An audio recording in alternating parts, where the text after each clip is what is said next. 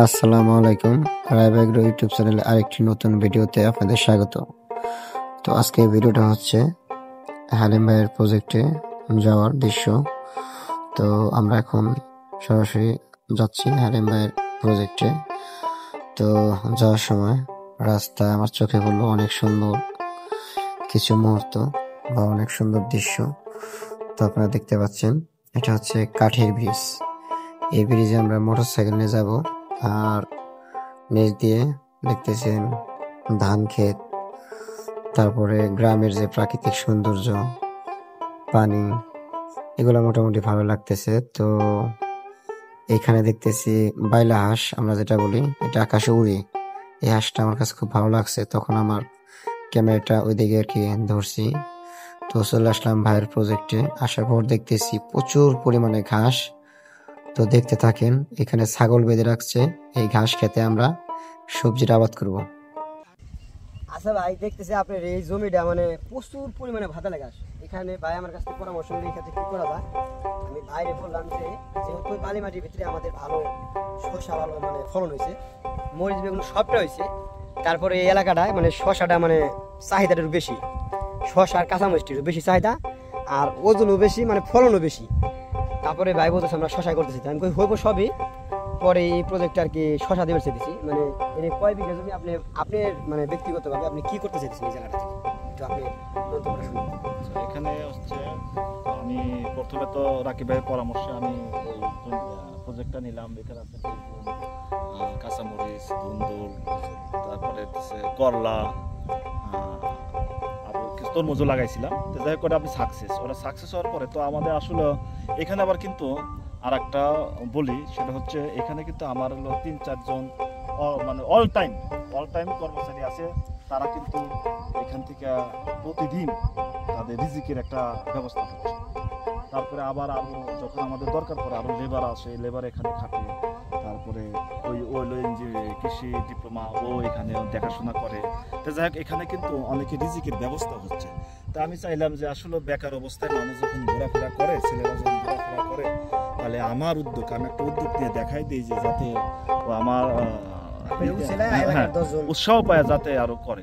তা আমি ওখানে যত সাকসেসফুল হওয়ার পরে আমি মামুনরে বললাম যে আমরা আসলে আরো ক্ষেত একটু বাড়ানোর চেষ্টা করি, যে আমরা অল্টারনেট মানে শশা শেষ হবে না, ঠিক আছে, এটা থাকতে হবে। সেটা করলা, শশা, কাঁচামরিচ আমার অলরেডি যাতে থাকে, মানে আমার শেষ না হয়, বাজারে যাতে আমি দিতে পারি, যাতে আমি খাদ্যের চাহিদা পূরণ করতে পারি। সেই জন্য সেই আলোকে আমি ওইখানে আরো 2 বিঘা, এখানে 2 বিঘা, তাই না, 2 বিঘা প্লাস হবে, 2 বিঘা প্লাস হবে। আমরা এখানে কাঁচামরিচ আর শশাটা আবার নতুন করে দিতে চাইছি। এই জন্য আমি রাকিব নিয়ে আসছি, যে রাকিব কি পরামর্শ দেয়। আসলে আমরা এইটা আবার ওইটা সাকসেস হচ্ছি।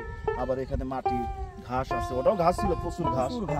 ওখান থেকে এখানে আবার একটু কম দেখতেছি। যাই হোক, ঘাসের ভিতরে আমাদের যুদ্ধ করতে হবে, কেননা আমরা আর জমি পাবো কই এখান থেকে। আর আমি চিন্তা করতেছি আমাদের এলাকা বা একটু ক্যামেরাটা ওইদিকে দিন, আমাদের এলাকা এই যে গ্রাম দেখছেন, এই গ্রামের পিছনেই বালু, এমন বালু মানে ওখানে কোনো গাছ অসম্ভব না। সৌদি আরবের মতো মরুভূমি। কিন্তু রাকিব ভাইয়ের পরামর্শে আমি বালু মাটিতেও আমি কিভাবে ফসল উৎপাদন করা যায় সে চেষ্টা করবো। আমি এই দেশের লোকজনকে, এই দেশের কৃষকদের ডিজিটাল পদ্ধতিতে, স্মার্ট পদ্ধতিতে চাষ করার জন্য আমি উৎসাহী করবো, যাতে আমরা 1 ইঞ্চি যাতে মানে 1 কোনা জমি যাতে পতিত না থাকে।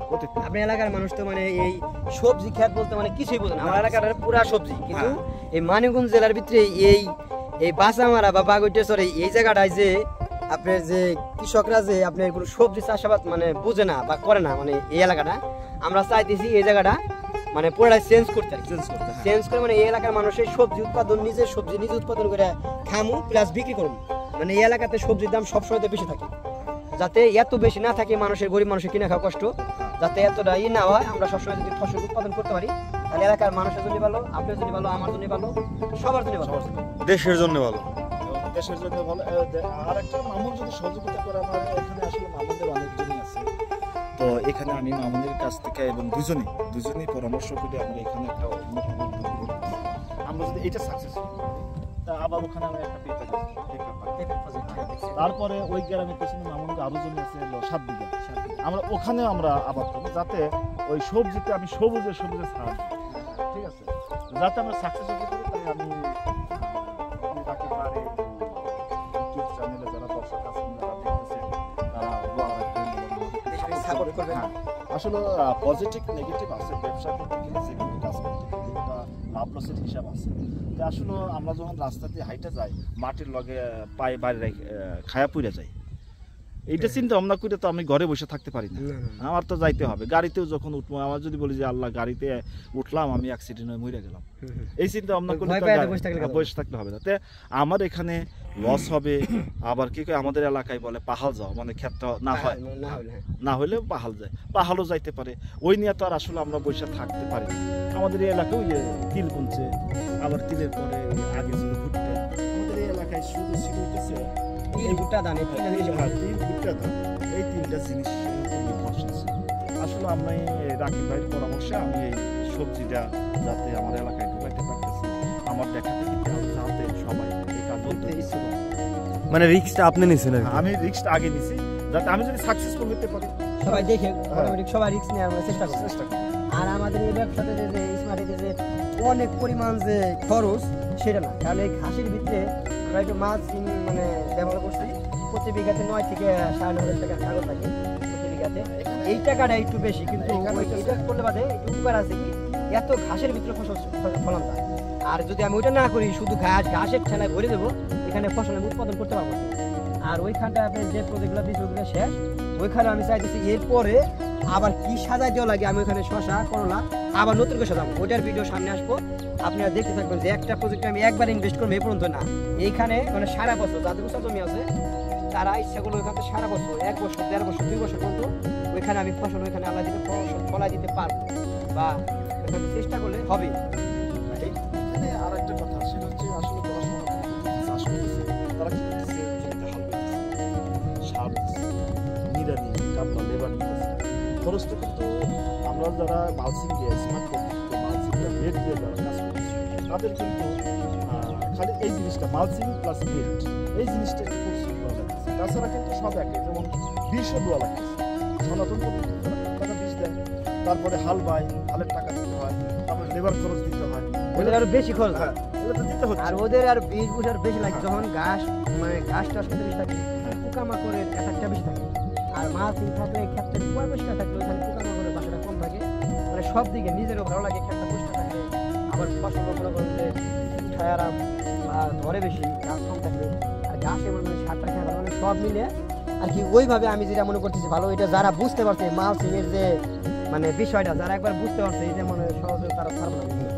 তার কারণ এখানে একটা জিনিস আমাদের একটু ভুল আছে, এইটা যদি আমি একটু করে দেখাতে পারতাম, সামনে একটু আছে আমি ওইটা করে দেখাবো, তাই না করলো এটা আমি দেখাবো যে মালসিংয়ে কি পরিমাণ ফলন, মালসিং ছাড়া মরিচ করুম বা মানে মানে পরামর্শ হোক বা মানে সাপোর্ট হোক বা জ্যাম্বাই হোক, মানে আমি একটা বেড 50টা মরিচের ছাড়া হলো আমি মালসিং ছাড়া লাগাবো। আপনাদের দেখাবো চ্যালেঞ্জ স্বরূপ যে মালসিংয়ে কতটুকু ফলন, মালসিংয়ের গাছ কতটুকু কিরকম হলো, আর মালসিং ছাড়া কিরকম হলো। ওইটা দেওয়া হয় না, আশা করি এইটাই দেবো। এইটা আপনাদের দেখানোর জন্য যে মালসিংয়ের ফলন কি আসলেও বেশি পাওয়া যায় কি কম পাওয়া যায়, এটা আপনারা দেখবেন বা আপনারা নিজেরা এটা বিবেক বিবেচনা করবেন। আচ্ছা, ঠিক আছে রাকিব ভাই, আসার জন্য আমার ধন্যবাদ। মাঝে মাঝে ডাকলে আপনি আসবেন, এবং আপনি না ডাকলেও সহজে আপনি আসবেন। আর এই যে আমরা ঈদের পর আজকে হইতেছিল 6 তারিখ, কালকে ঈদের পরে থেকে যাতে আমরা এই জমিতে যেটা আমরা উদ্যোগ নিয়েছি, যাতে আমরা এটা সফলভাবে তাড়াতাড়ি যাতে বর্ষা মৌসুমে আমরা কাঁচামাল বাজারে উঠাই দিতে পারি। এই জন্য আপনার সহযোগিতা। আর এই মামুন যদি কিছু বলার থাকে বলো। বলবেন না কিছু? আমি কি বলবো, যা বলার ভাই তো বলবো। আচ্ছা, আজকের ভিডিওটা আর আমরা না বড় করি, আজকের ভিডিওটা এই পর্যন্ত।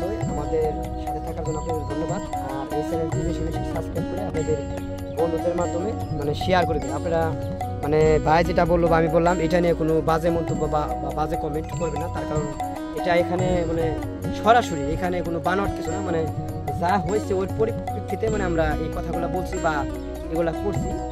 বা আপনাদের যদি দোয়া থাকে, আমরা আস্তে আস্তে মানে আরও মানে আপনাদের দোয়ায় বড় হতে পারবো, বা ভাইও আস্তে আস্তে প্রজেক্ট বাড়াতে পারবো। আশা করি আমরা যে একটা প্ল্যান করতেছি, এই প্ল্যানটা থেকে সাকসেসফুল হতে পারবো। আপনারা দোয়া রাখবেন। ধন্যবাদ।